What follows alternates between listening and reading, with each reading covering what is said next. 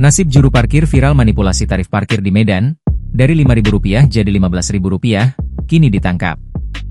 Tengah beredar postingan warga yang menunjukkan karcis parkir dengan tarif tidak normal viral di media sosial pada Sabtu, 9 Agustus 2025. Peristiwa manipulasi tarif parkir pada karcis terjadi di Jalan Ahmad Yani, Kesawan, Medan.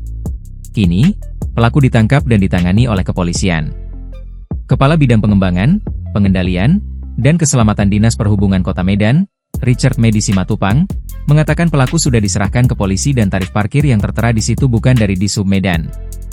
Itu pelakunya sudah ditangkap dan saat ini ditangani oleh Polsek Medan Barat, kata Richard kepada Kompas.com saat dihubungi melalui telepon seluler, Senin, 11 Agustus 2025. Richard menjelaskan, tarif parkir sudah ditentukan dalam Peraturan Daerah, Perda, Nomor 1 Tahun 2024 tentang Pajak Daerah dan Retribusi Daerah.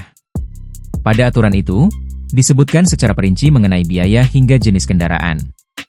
Karcis yang dicetak Dinas Perhubungan itu Rp3.000 untuk sepeda motor dan Rp5.000 untuk mobil, ujar Richard. Dalam video itu, pengguna layanan menerima karcis dari juru parkir dengan harga Rp15.000 untuk mobil. Penerima karcis sempat memberi Rp10.000, tetapi tidak diterima. Ia pun merasa kecewa dengan pelayanan tersebut. Ditagih Rp15.000 uang parkir oleh jukir, bikin resah, bunyi narasi pada posting Ankap Medan itu.